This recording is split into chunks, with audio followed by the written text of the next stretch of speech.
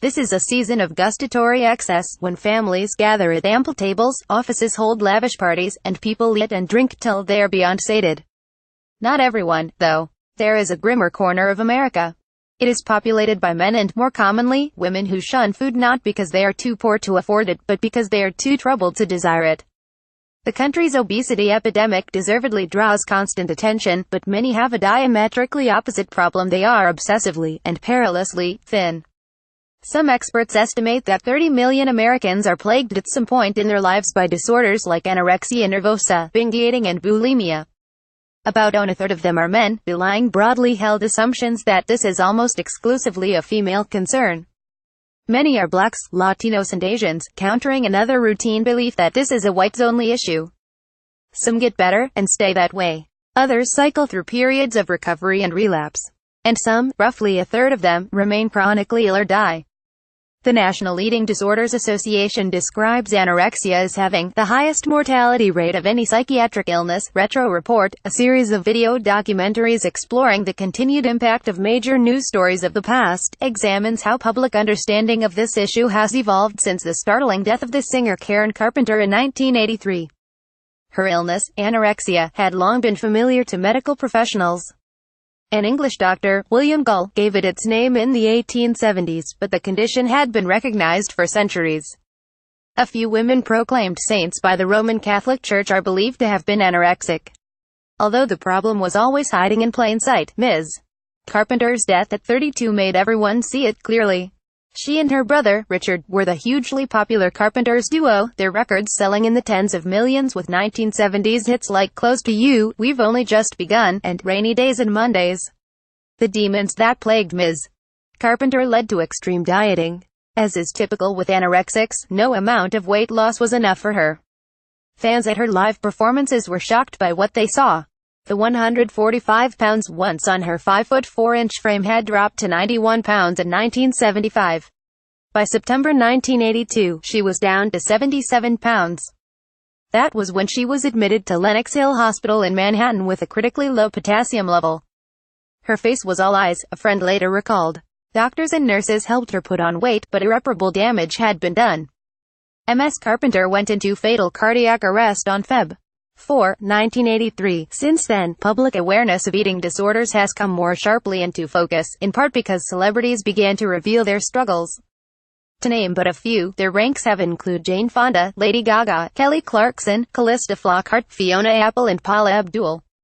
When Amy Winehouse died in 2011 at 27, the cause was said to be drug and alcohol abuse. But her brother has said that her system might have better withstood the chemical onslaught were it not compromised by frequent bouts of bulimia. Those in the grip of a disorder like anorexia do not always command the sympathy of others. A frequent reaction is finger-wagging that boils down to snap out of it. Just eat, for goodness sake. Life, though, is rarely that simple for someone in tourment, someone like Ayanna Bates, 20, who lives in Queens and works with Project Deal, a non-profit that helps people with eating disorders pay for treatment. Typically, eating disorders take hold in adolescence, and Ms. Bates was no exception. When anxieties overwhelmed her at 13, she began to push food away. Starving was used to hurt myself, she told Retro Report, but it was also used for control. It was an exciting feeling because I felt like, at the time, that was the only thing I was good at, she said. So it gave me a sense of empowerment. Health professionals now understand that the disorder is not so much a willful refusal to eat as a complex interlacing of psychological, biological and environmental issues. There's been increasing understanding over the last several decades that this is a serious psychiatric illness, said Dr. Evelyn Adia, director of the Center for Eating Disorders at New York-Presbyterian Hospital. This is a brain-based disorder. Some people are believed to be genetically predisposed to the malady. Some react to childhood traumas and other triggers. And then there is a social environmental component, said Jillian Lampert, Chief Strategy Officer for the Minnesota-based Emily program, which treats eating disorders. Society's imperative tells us to be thin and beautiful and attractive and strong and muscular and all that other stuff, Dr. Lampert said. Look no further than the Miss America pageant. In July, The Atlantic magazine cited the body mass indexes of women who won this most famous beauty contest going back nearly a century. The index measures a person's weight in relation to his or her height. An index that exceeds 25 qualifies as overweight, above 30 is obese. Dipping below 18.5 is considered underweight. Studies showed that the typical index for Miss Americas in the 1920s was 22, which is what it would be for a woman who is 5 feet 6 inches tall and weighs 136 pounds. By the 2000s, pageant winners were down to 16.9, equivalent to that 5'6" woman reduced to 105 pounds. In the main, drive. Lampert said, no single factor explains an eating disorder.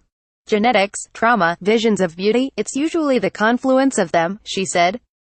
Western countries are where the problems have tended to lie, but as eating habits change across the globe, other societies are experiencing similar issues. In the United States, access to treatment is far from uniform.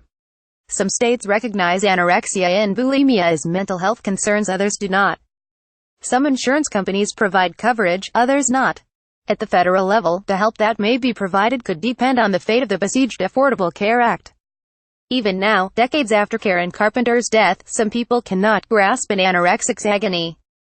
Carrie Arnold studied the issue in her 2012 book, Decoding Anorexia: How Breakthroughs in Science Offer Hope for Eating Disorders. She herself has struggled with anorexia. Her skin at one point turned a grayish-yellow, she said. Her hair fell out. Clothes slipped off her shrunken frame. And yet, at the same time, she said, I'd get questions from people asking me, how did you do it? Like they were asking me for diet tips even as, my heart was giving out. The video with this article is part of a documentary series presented by the New York Times. The video project was started with a grant from Christopher Buck. Retro Report, led by Kira Darnton, is a non-profit video news organization that aims to provide a thoughtful counterweight to today's 247 news cycle. Previous episodes are at nytimes.com. Retro Report. To suggest ideas for future reports via email retroreport@nytimes.com.